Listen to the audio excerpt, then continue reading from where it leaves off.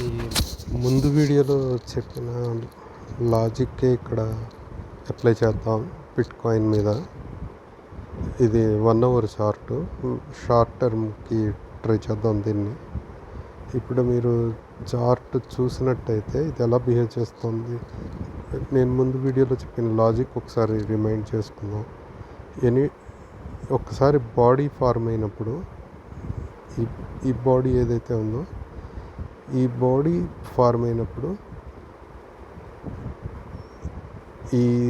ఇందులోని ఈ body high ఏదైతే ఉందో, ఈ పొజిషన్ ఇది ఎప్పుడైతే బ్రేక్అవుట్ అవుతుందో ఎంటర్ అవ్వమని చెప్తున్నాను నేను. ఇది బ్రేక్ అయినప్పుడు ఎంటర్ అయితే stop loss somewhere around mid point కానీ లేదంటే క్యాండిల్లో కానీ స్టాప్ లాస్ పెట్టుకుని ఇక్కడ ఎంటర్ అయితే సాధారణంగా 1:2కి అటెంప్ట్ చేయొచ్చు.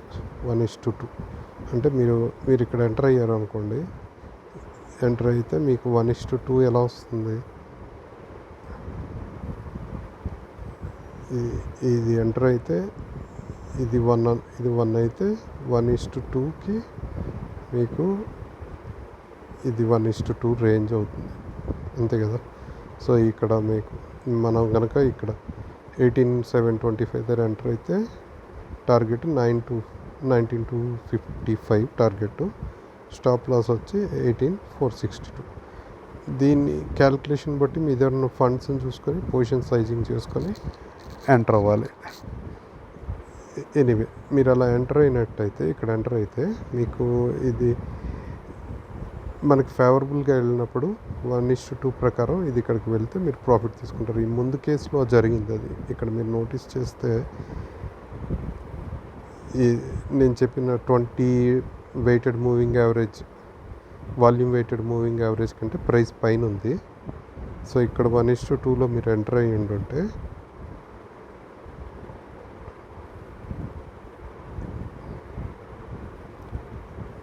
ఇక్కడ 1:2లో ఇది గ్రీన్ క్యాండిల్ వచ్చింది, దీనిపైన క్లోజ్ అయింది. సో నెక్స్ట్ క్యాండిల్ ఇది ఓపెన్ రావడమే, ఇది గ్యాప్ అప్లో ఓపెన్ అయింది, డజంట్ మ్యాటర్.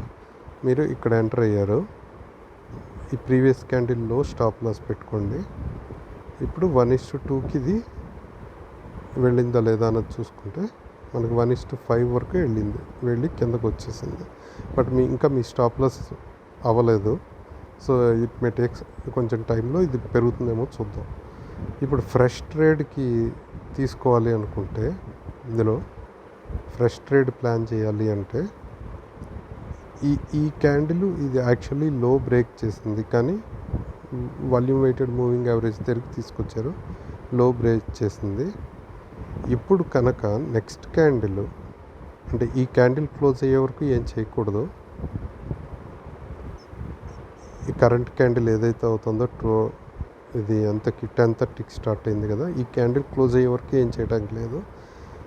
11:30 క్యాండిల్ కనుక ఈ హై బ్రేక్ అయినట్టయితే, ఈ క్యాండిల్ బాడీ హై కనుక బ్రేక్ అయినట్టయితే, మీరు ఫర్ ఎగ్జాంపుల్ ఇదే అనుకోండి, ఇది ఓపెన్ కదా. సో దీని బాడీ హై బ్రేక్ అయినట్టయితే మీ స్టాప్ లాస్ ఇక్కడ పెట్టుకొని 1:2కి ఇలా ప్లాన్ చేసుకోవచ్చు.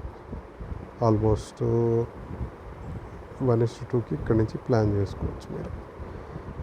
ఇది మీకు స్టాప్ లాస్ ఏరియా ఇది.